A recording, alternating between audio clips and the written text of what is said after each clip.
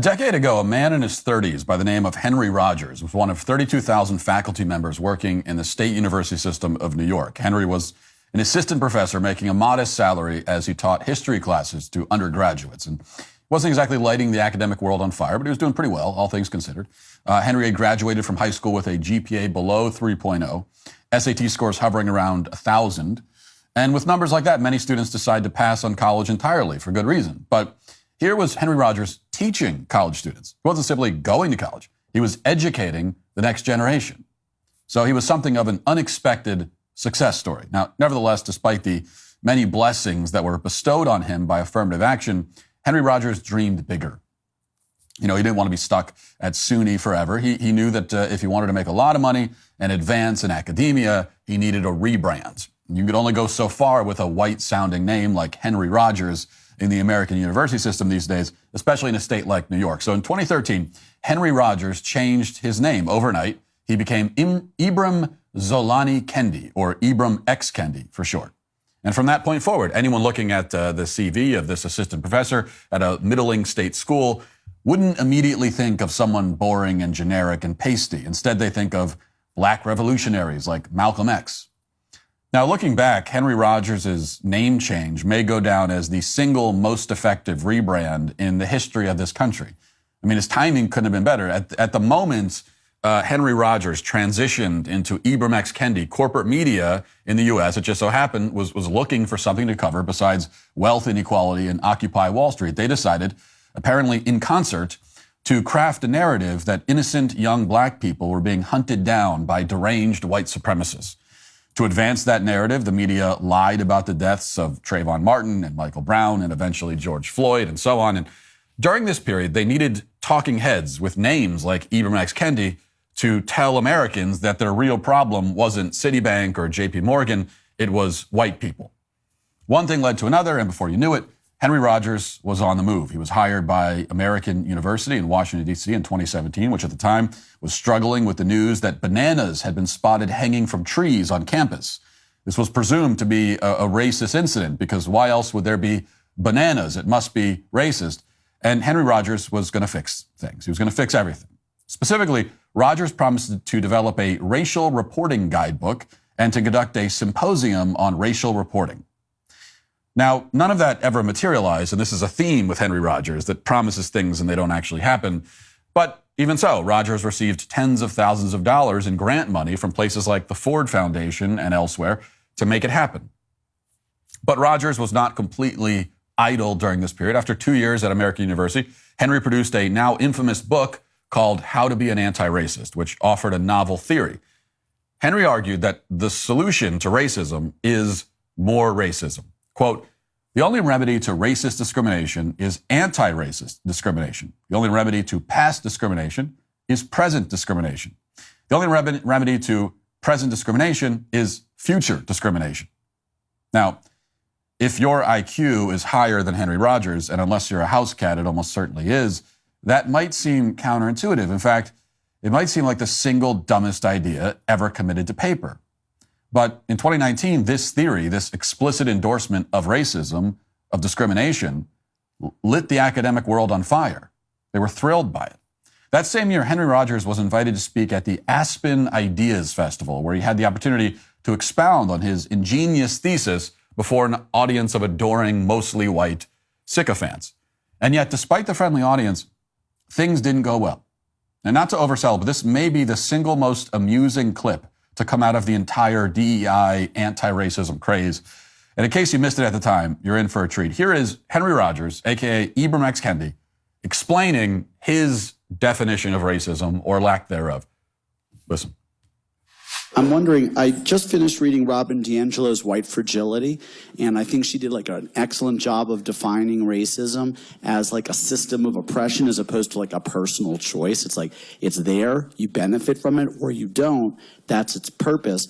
You talked about the importance of defining racism, but I, unless I missed it, which is possible, I didn't hear your personal definition. Is there one that you would offer us? Like, how do you define racism? Sure. So racism, I would define it as a collection of racist policies that lead to racial inequity that are substantiated by racist ideas.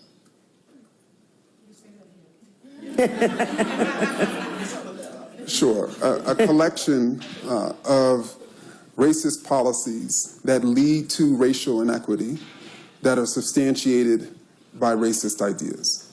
And anti-racism is pretty simple, using the same terms. Anti-racism is a collection of anti-racist policies leading to racial, anybody want to take a guess? Equity that are substantiated by anti-racist ideas.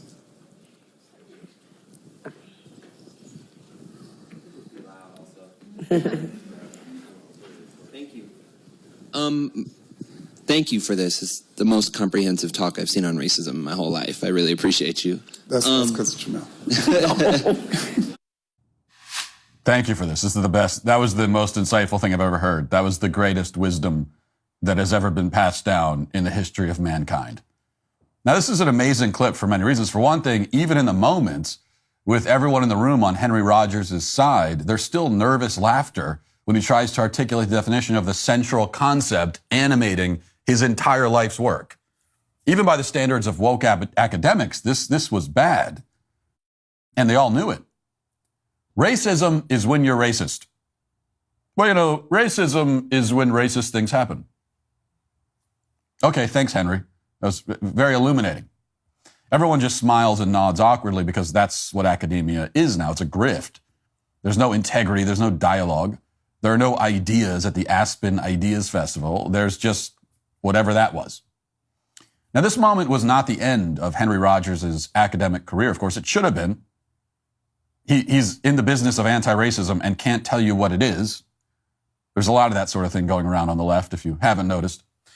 Criticizing Henry Rogers, though, or denying him promotions is white supremacy. So the promotions kept coming. Henry went on to spend a year as a fellow at Harvard University after that, and then he received yet another prestigious offer.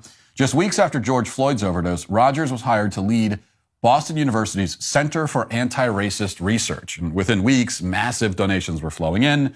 Jack Dorsey, the weird bearded founder of Twitter at the time, donated $10 million to Rogers' new center. Lots of money coming from lots of people. Random companies like Vertex Pharmaceuticals contributed millions of dollars as well. In total, the center raised well over $40 million to combat racism. And it's going to be combated by a guy who can't even tell you what it is. So where was all this money going? According to Boston University, it was going to fund some really path-breaking, original research in the field of anti-racism. In December of 2020, for example, BU published an article on its website promising that Kendi would be bringing anti-racist investigators together with data scientists to tackle racial inequities and to, quote, establish Boston University as the nation's leading academic institution for data-driven anti-racist research. Well, what came of this unprecedented collaboration between Rogers' anti-racist experts and BU's data scientists? Were racial inequities tackled? Not quite.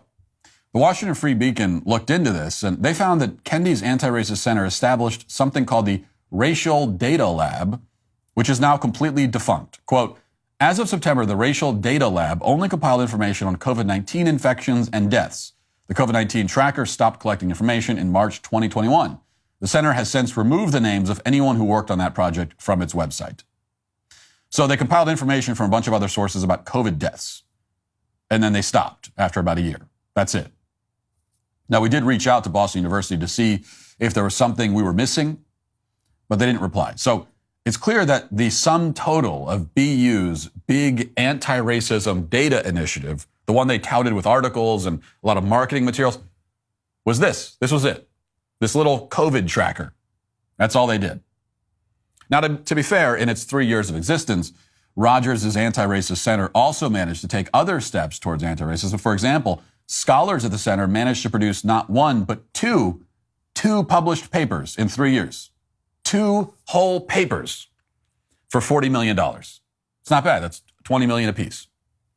One of these papers looked at Google Street View images and concluded, based on that neighborhoods with mostly black residents have more dilapidated buildings than neighborhoods with mostly white residents. I mean, this is groundbreaking, shocking stuff. No one knew that until they spent millions of dollars studying that. And then someone, it's a light bulb moment. One of the researchers said, hey, get over here. Look at this. According to what I'm discovering, inner city communities have a lot of buildings that are in bad shape. Dear God. Now, for his part, Kendi had some bright ideas that he occasionally shared with media outlets in this country. For example, he told Politico, quote, "To fix the original sin of racism, Americans should pass an anti-racist amendment to the U.S. Constitution. The amendment would make unconstitutional racial inequity over a certain threshold, as well as racist ideas by public officials. It would establish and permanently fund the Department of Anti-Racism, DOA, comprised of formally trained experts on racism and no political appointees. The DOA would be responsible for pre-clearing all local, state, and federal public policies to ensure that they won't yield racial inequity." So imagine spending millions of dollars investing in a research center written by someone who sincerely believes something like that is a good idea.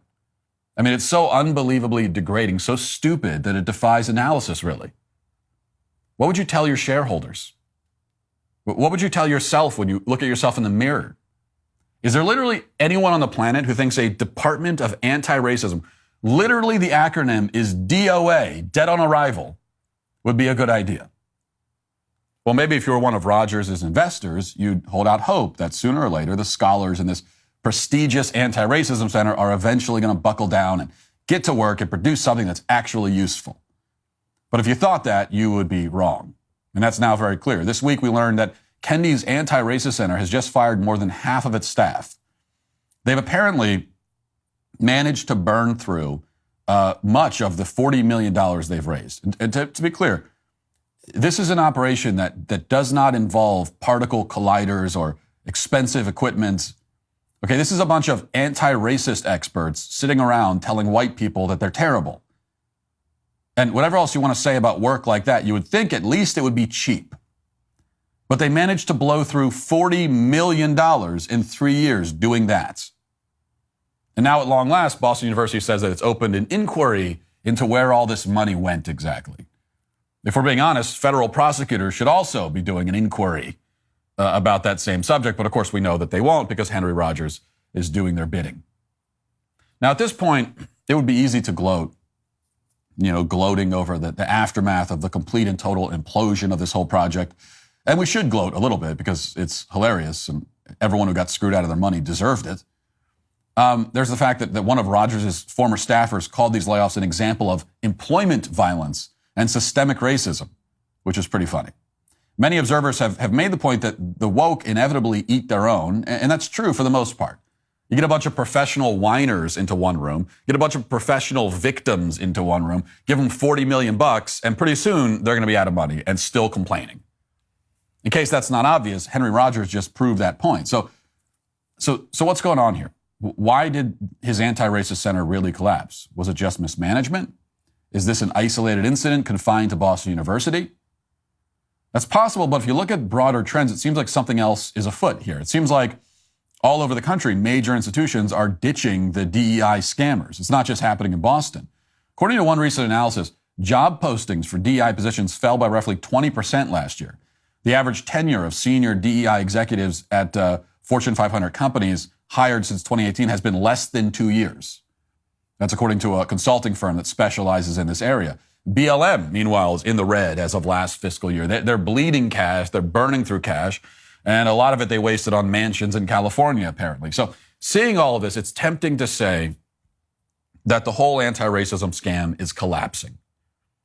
But as welcoming a development as that would be, I think we have to resist the temptation to come to that conclusion. I don't think that's exactly what's happening here. As we've all learned over the past 10 years, the race hustle is far too useful and far too profitable to the people in power. And multiple generations of Americans have been too thoroughly indoctrinated into this. Millions of black Americans really do believe that they are perpetual victims, while millions of whites really do see themselves as guilty of imaginary racial sins. Just because Henry Rogers and a lot of his imitators have been exposed doesn't mean that the underlying ideology has been defeated. These charlatans are low-hanging fruit. They're grunts that are easily replaceable. And, eventually they're all going to self-immolate because they're a bunch of cheap con artists, and that's what cheap con artists do. But still, you have to think about how quickly these grifters took control of every major cultural and political institution. We went from don't judge people based on the color of their skin to discrimination is anti-racist in a very short period of time. Feels like it happened overnight. Okay, like the Protestant Reformation took a lot longer to get going, if only because people were communicating by horse or shipborne letters or whatever.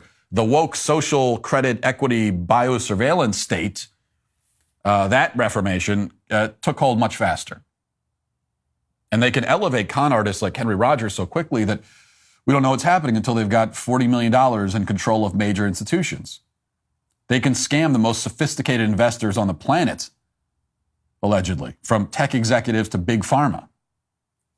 Henry Rogers and his team, they haven't done much in their tenure as highly paid anti-racist activists, but they have demonstrated one thing, albeit inadvertently. And that's the fact that there isn't any substance to so-called anti-racist ideology.